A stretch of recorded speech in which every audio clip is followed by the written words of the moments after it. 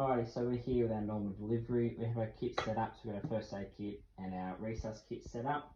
We've got our sterile blankets underneath the patient because it can get quite messy.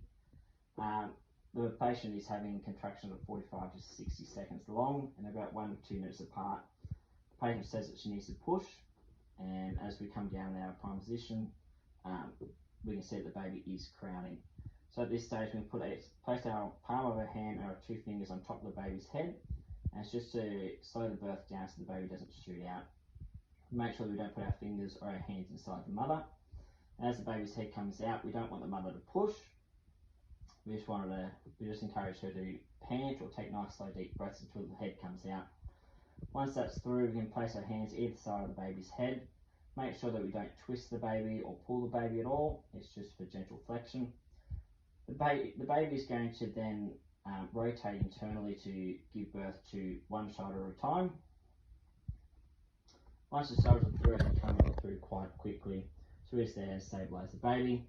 As the baby comes out, we then not drop the baby, and the baby goes onto the mother's abdomen and chest region, remembering that the umbilical cord is still attached to the placenta inside the mother, so it can be a bit restricted. Once that happens, we can then dry the baby and give it a bit of a tactile stimulation. Once that's done, we can then cover the baby in a nice clean warm towel and do our APGAR score. After that, we then need to maintain dignity for the mother and cover her with a blanket or a towel. We can give 10 units of oxytocin in the lateral thigh IM. Once we've done our APGAR score at the first 1 minute of life, we can then do it at 5 minutes. We've got an APGAR score between 7 and 10. After that, we can then cut the umbilical cord, which we can do that once the umbilical cord has stopped pulsing. We clamp the umbilical cord at 3 spots, 10 centimeters, 15 centimeters, and 20 centimeters from the baby, and we cut in between the 15 and 20 centimeter mark. We make sure we ask the father if he wants to do that. Once the umbilical cord's been cut, we can then transport the mother and the baby to hospital.